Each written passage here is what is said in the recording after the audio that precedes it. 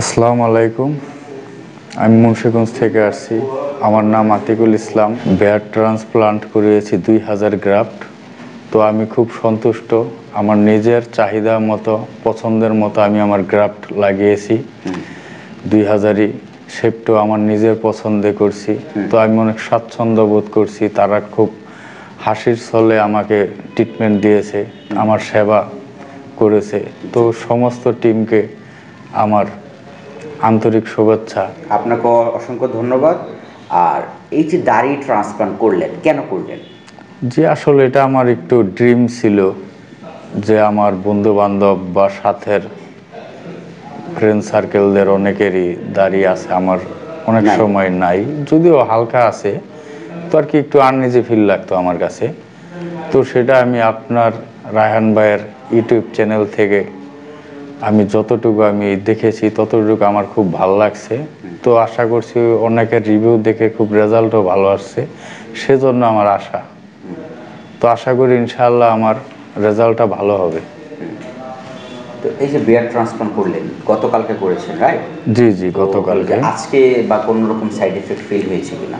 জি না না না, আমার কোনো সাইড এফেক্ট ফিল হয় নাই। তো আমি ফিট আছি, সুস্থ আছে? সুস্থ আছি, আমি প্রথম থেকে আমি সুস্থ আছি। বিয়ার ট্রান্সপ্লান্টে যে আর্টটা করেছে, কালটা ঘুরেন, এদিকে ঘুরেন। বিয়ার ট্রান্সপ্লান্টে যে আর্টটা ড্রয়িংটা ছিল, যে আপনি আপনার মন মতো পেয়েছেন কিনা বা আপনার পছন্দ মতো আমরা এঁকে দিতে পেরেছি কিনা? জি জি জি, আমার এটাই পছন্দ ছিল আর আমার এই শেপটাই দরকার ছিল, কারণ এটা আমার ফেসের সাথে যায়।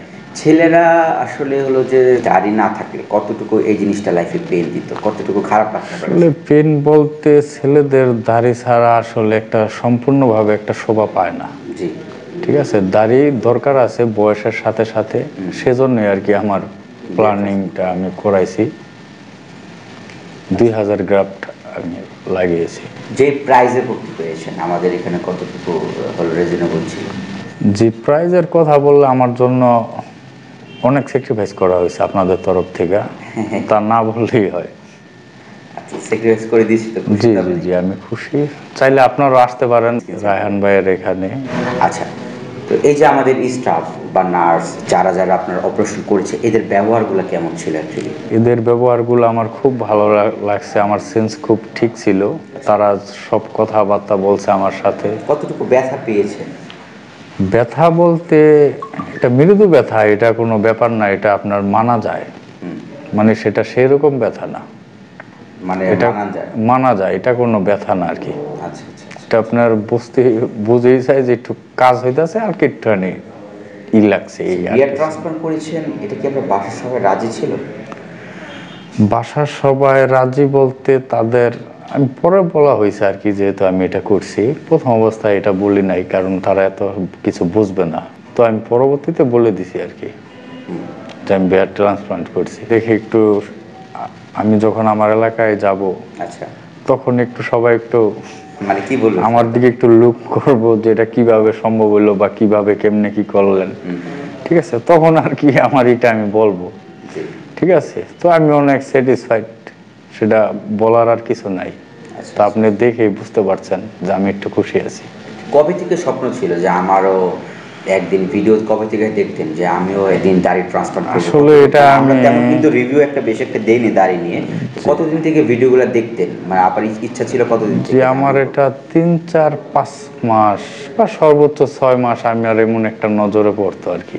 মানে আগে থেকে আমার একটা স্বপ্ন ছিল যে এটার কোনো একটা কিছু করা যায় কি না। তো বাইরে ইন্ডিয়া অনেক জায়গায় আমি মানে ভিডিও দেখতাম যে এগুলা কাজ করতো, তখন দেখলাম আপনাদের এখানে বাংলাদেশে এই কাজটা হয়। তো সেজন্য আর কি আমি বাংলাদেশ থেকেই করাইছি।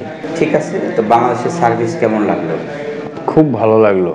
তো সার্ভিসের কোনো কমতি ছিল না।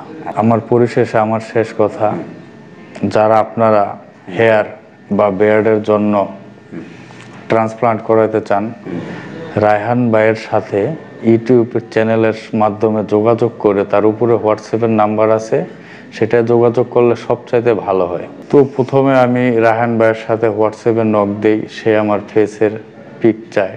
তো আমি তাকে পিক যতটুকু আর 2 সাইডেরটা দিয়েছি। তো আমাকে তাদের একটা রুলস আছে, তো 5000 টাকা তাদের এখানে অ্যাডভান্স করে নিতে হয়। তাকে আনানো হয়েছে, ফোন দিয়েছিল আমাকে রায়হান ভাই। তো তো আসছিলাম, আমি সব কিছু বুঝে গেছি। তারপর আমার পরের দিন অপারেশন হয়েছে। যখন আমার রেজাল্টটা 12 মাস পরে আশা করি সম্পূর্ণভাবে প্রকাশ পাইব, তখন আমি আবার রেজাল্ট দেখাবো। তো আবার ইচ্ছা করলে রিভিউ আবার নতুন করে দিব। জি, ধন্যবাদ আপনাকে। আপনাকেও ধন্যবাদ।